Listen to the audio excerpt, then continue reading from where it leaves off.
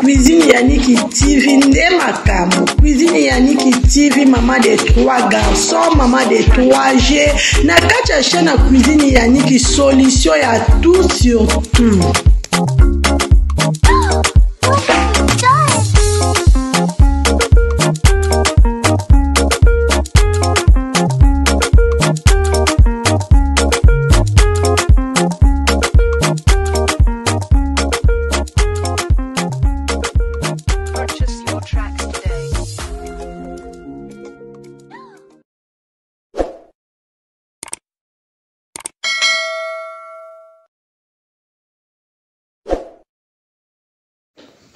Bonjour, bonsoir, ça dépend Eric Okuté Labino, Eza Cuisine Yannick TV aye.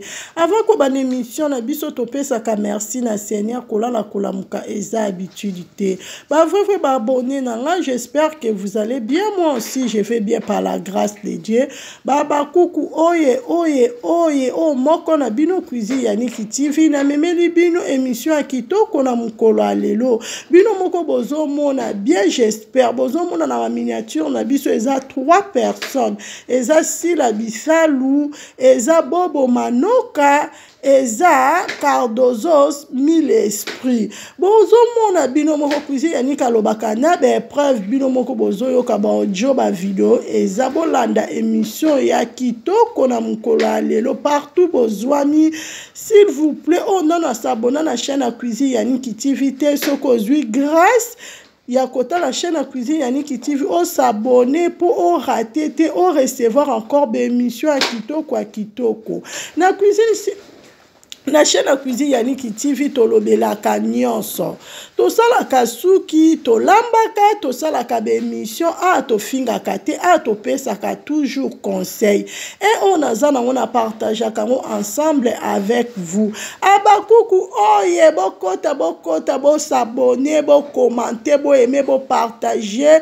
oyo moko na bino moko bozo mona bien mama na biso même si na biso Sila Bisalou pomba scène toujours propre ya boye bazwi wapi nulle part ailleurs seulement na SB Ndemakamu na maman biso vraiment azosala musala na ye mwasi ya mayele tellement alalaka te azozwa temps na ba prière azozwa temps na ko réfléchir comment na kosala film oyo lobby en tout cas bino moko bolanda ki réclamation bo sepeli na film ya réclamation bo sepeli na film ya blocage bo moni ba révélation bientôt film na biso mususu ezobima mama azolamba toujours balobi mama soka azolamba na ndaku mama lambaka mutema kokita Maman zo préparé film na biso mususu ya sika ezo ya bandeko nanga tout le temps na lobaka boza la branche boza la ligne pour bo recevoir encore ba émission ba film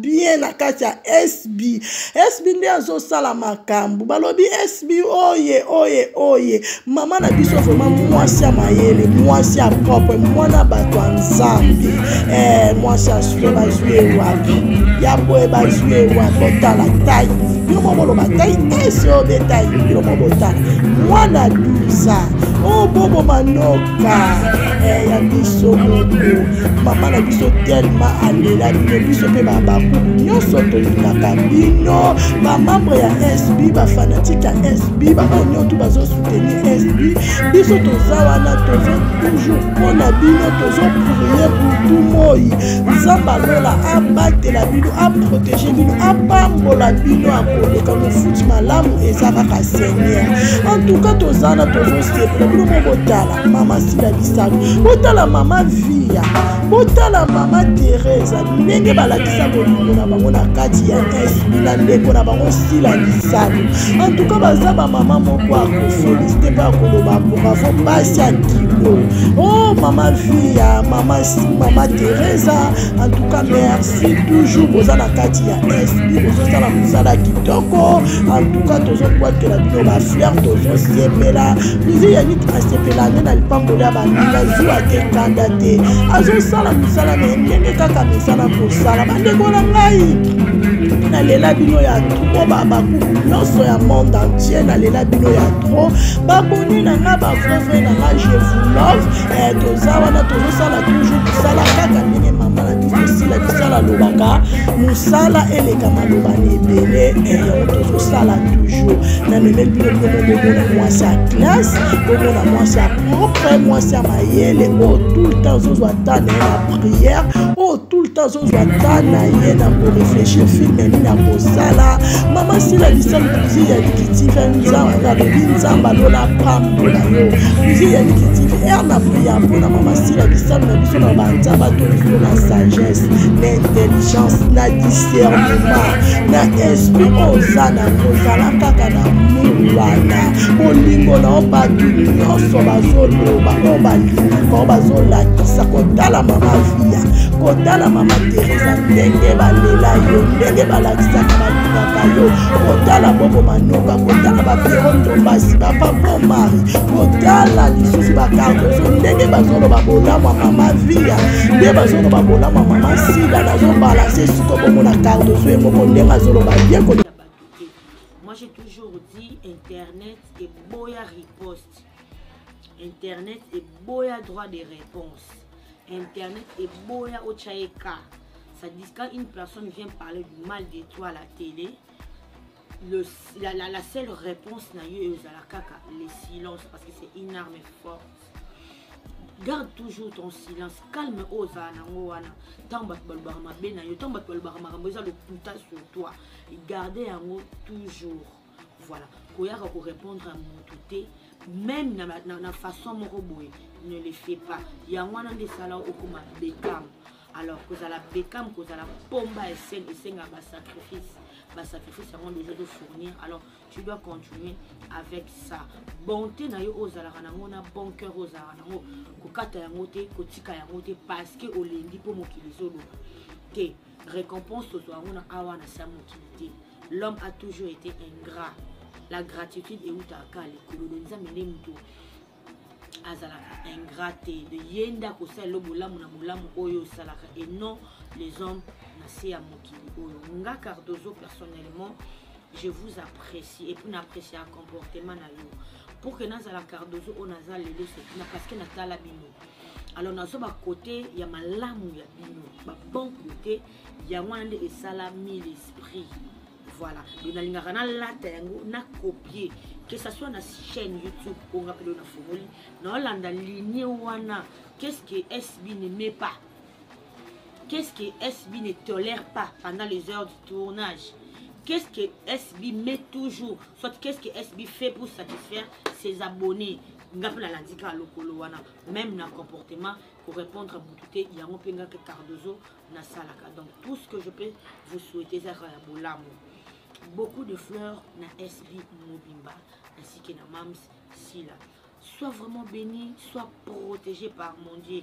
Makila anza beza la likolo ainsi que na chaîne aucun de toujours les bosso ozala mutu kasi mokila te. Et si tu as mis surtout banguna na yo bakocha ba pot de banane pour que SB aussi la bisalo beau glisser et vous allez pas marcher et escalier au yo matin pour que vous prospérez. C'est la parole de ta fille Cardozo.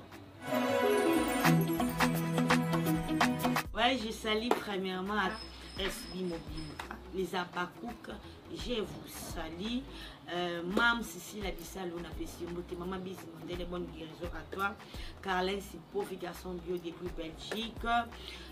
Béni Shimuna, mon habilleur de luxe, t-shirt ndeye na pesi maison Ken Mobimba. Mbote to somba lamba na maison Ken na Istanbul. La brine mutanduska mama bana mibali na bela. Te la mboyo moteki ya solo na Périque depuis Canada. Opportunité tonda motema welcome ndinga na pesi mbote parti beyo bébé de cœur. Je te salue ben Olondo ya ba Olondo c'était qui banza icône à Djobour na pesi mbote Clarisse bien ta dada love.